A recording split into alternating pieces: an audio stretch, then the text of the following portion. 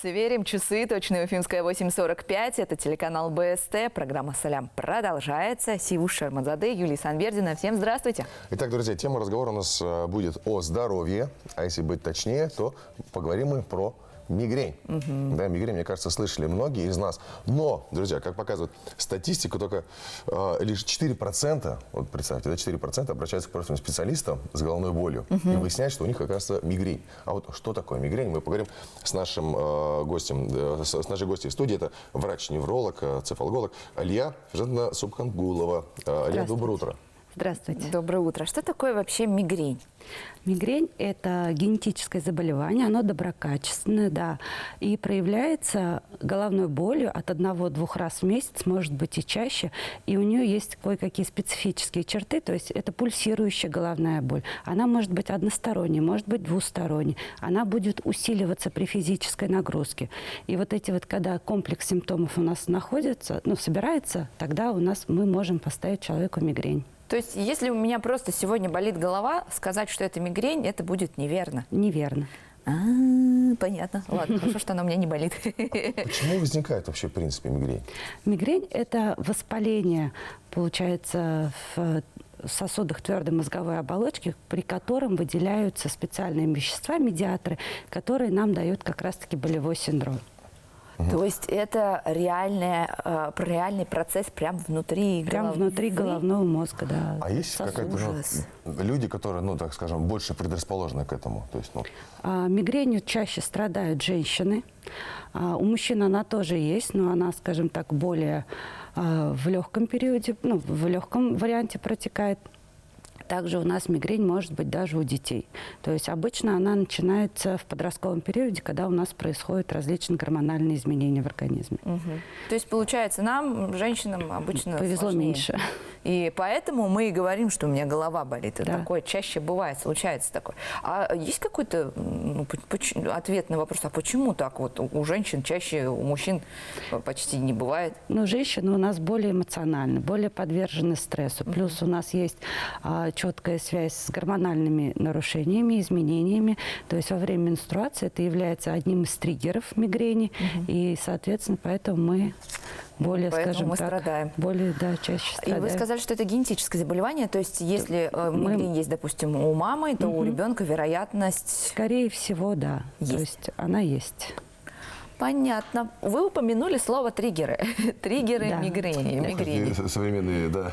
Это провокаторы. Скажем так, усиливающие, причины. Да, это провокаторы. Так, есть ли, кроме менструации, еще какие-то варианты? Конечно. У нас есть те факторы, на которые мы можем повзаимодействовать, и те факторы, на которые мы не можем взаимодействовать. То есть мы не можем изменить погоду, то есть мы не можем изменить то, что женский пол, и какие-то такие менструация, она тоже ежемесячно, приходит. Но мы можем, например, работать с триггером нарушения сна, режима дня, то, чтобы у нас была регулярная физическая активность. Также триггером мигрени может быть голод. То есть многие отмечают, что на фоне голода развивается головная боль. То есть мы должны выстроить тот режим дня, чтобы у нас не было того триггера, который может возникнуть, который может привести к возникновению головной боли. Плюс некоторые виды алкоголя. Обычно это слабый алкоголь. Пациенты отмечают на вино, на пиво. И причем неважно, это будет глоток, бокал или бутылка, я уж так скажу, все равно головная боль может возникнуть. Кто-то отмечает, что это на кофе. Может быть спровоцировано. Шоколад, сыр, то есть вот такие вот вещи. Нужно отслеживать этот момент. Как опасно, да. То есть, это тоже индивидуальные какие-то Конечно. особенности, да? У всех по-разному. Да, проявляется. для того, чтобы отследить это все, я рекомендую вести дневник головной боли, и тогда будет понятно, что же конкретно у этого человека является триггером мигрени. И с этим очень будет просто работать. Дневник головной боли. Первый пункт – жена. Дорогой дневник начинается сегодня. То есть там надо записывать все, что ты ела, что ты делала, Да, у нас есть 2 вида дневника головной боли. Это бумажный вариант, кому более удобно. И также у нас есть электронный вариант дневника, который сам спрашивает у тебя каждый день, чтобы ты не забыл, болела голова или нет. То есть, когда у человека болит голова, он вроде как бы помнит об этом, а потом 3 дня не болит, и он уже думает, вроде не болит. А когда мы ведем дневник, у нас уже четко видно, когда болело, с чем было связано, с переменой погоды, с недосыпом, с пересыпом. То есть вот очень четко можно узнать и, соответственно, сделать профилактику. А разного рода геомагнитные бури, вот, которые там отмечают вспышки на солнце, они тоже туда Да, они могут... тоже как бы влияют, но у нас такой момент есть, если будет только один фактор, например, перемена погоды, да, там, то может голова не болеть. Но если в это время уже будет несколько факторов, то есть менструация, не выспался и плюс там перемена погоды, скорее всего, приступ разовьется. Ужас. А как лечить ее? Ну, есть понимание, из-за чего она возникает? Что Воспаление триггерит? на мозге. Да, триггерит что ее? А как лечить? И вообще поддается ли она лечению? Она поддается очень хорошо терапии. Естественно, это сначала не медикаментозные способы, да, то есть мы как раз с режимом дня работаем, с режимом питания, с регулярной физической нагрузкой, с пешими прогулками, с хорошим настроением и каким-то дофамином от своей деятельности, да, то есть какие-то выставки, театры, то есть время для себя. То есть это все, оно входит в немедикаментозные способы решения этой проблемы. Также у нас есть медикаментозные способы, то есть и опять здесь подразделяется на купирование головной боли именно в моменте, и также профилактической терапии, которая у нас происходит уже в течение до года мы можем использовать. Если у человека частая головная боль, частая мигрень, и она просто выключает его, то есть если человек не может встать на работу 3 раза в месяц, да, по 3 дня, то это 9 дней, это, естественно, никому не понравится. Да. Поэтому мы уже подключаем профилактическую терапию. Но я еще слышала, что те, кто страдают мигренью, они пользуются обезболивающими препаратами, и в какой-то момент они перестают работать, как будто привыкание случается. Есть такой вид, скажем так, осложнений, это как лекарственно-индуцированная головная боль, то есть после того, как человек, например, больше 15 дней в месяц принимает обезболивающий препарат, то у нас уже возникает к нему привыкание. И для того, чтобы... И сам прием этого препарата уже провоцирует головную боль. И для того, чтобы избавить его от него, мы опять-таки начинаем отмену этого препарата. То есть это, скажем, очень плохо переносится пациентами. Пытаемся перевести на другой обезболивающий, подключаем профилактическую терапию. И это такой сложный тандем врача и пациента, то есть в котором мы обычно побеждаем. Ну и дисциплины нужны. Да. А бывало ли такое, что вот человек проходит профилактику, да, какое-то медикаментозное лечение, а, так скажем, результатов ожидаемых нет? Есть небольшой процент рефрактерной мигрени, то есть где мы используем как инъекционную профилактику, так и медикаментозную профилактику, таблетированную.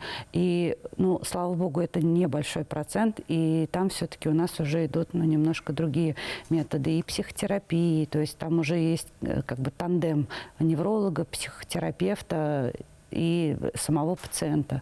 И психолога в том числе. Слушайте, вы сказали, что чаще всего от мигрени страдают женщины. У нас есть такая суперспособность – это воспроизводить новых людей. А когда ты пьешь обезболивающие, мне кажется, вот эти процессы вообще несопоставимы. Что делать, если девушка с мигренью забеременела? Естественно, в первую очередь надо сказать об этом своему врачу, потому что некоторые препараты разрешены в первый триместр, запрещены во второй триместр и так далее. То есть это конкретно отслеживается. Но есть хорошая новость. Чаще всего мигрень во время беременности, она отступает. Отступает, но потом возвращается? Если начинают опять работать те же самые триггеры, недосып, времени на себя не хватает, нет спорта, то есть, конечно, это да. Угу. Как минимум, вот в этот период все прекрасно. Да, чаще всего, что все хорошо. Один из способов лечения мигрени, получается. Интересный очень факт. Мигрень, получается, это приобретаемое, да? Нет, это все-таки генетическое заболевание. То есть, если оно есть, оно частью жизни. Да. Если ты его не будешь бороться с триггерами. Но он же, получается, это генетическое заболевание может не проявиться. Может не проявиться. А есть ли возможность как-то, не знаю, по какому-то анализу понять, что вот у вас есть предрасположенность к мигрени, генетический код какой-то? По анализу, в большой популяции его не сделаешь. Да, в каких-то институтах, университетах по головной боли, конечно, есть эти все анализы, но они высокозатратные, и чаще всего мы все-таки мигрень ставим по интервью. То есть очень она такая рассказываемая. Ну да, мне кажется, когда так сильно болит голова, об этом умолчать невозможно. Тем более вы сказали, что иногда настолько сложно себя поднять с кровати, чтобы даже на работу пойти. Ужас. Если честно, я видела не раз таких людей, которые страдают от такого рода болезней, и многие из них ничего не делают. Но ведь есть специалист, цефалголог. Чем отличается от обычного терапевта такой специалист? Ну, как таковой специальности такой нету, вот именно по документам. То есть это невролог, более прицельно изучающий проблемы головной боли. То есть у нас различные университеты, как раз-таки и в Уфе, в Москве они есть, университетская клиника головной боли, и в Дании есть датский центр по изучению головной боли. Получается, мы все обучаемся там, смотрим их программы, смотрим их гайдлайны, вот эти, которые нам они присылают, и уже по этим стандартам пытаемся лечить. Здесь лечим наших пациентов в Уфе. То есть, получается, если у человека вот так разболелась голова, и он подозревает, что это мигрень, надо идти к неврологу? К неврологу, желательно цефалгологу, потому что невролог – это более такое общее понятие, собирается на образ. То есть невролог лечит от макушки до хвоста. Цефалголог вылечит вашу мигрень. Поэтому, именно макушку. Макушку, да. Если вдруг есть, друзья, подозрения, какие-то головные боли, то лучше сказать к специалисту. Как уже мы говорили же, да, в самом начале, что всего лишь 4% идут к профильным специалистам. Один из них у нас сегодня была, друзья, у нас в гостях Алия Сухангулова, врач-невролог, что не менее важно, цефалголог. Поэтому, если у вас заболела голова, лучше подстраховаться, как говорится, прийти и дать интервью, как было сказано, и узнать, есть у вас мигрень или нету. Но самое главное, что не пить, да, ну, не борщить с алкоголем, заниматься спортом, высыпаться. И избегать стрессов. Ну, с этим, конечно, уже сложнее.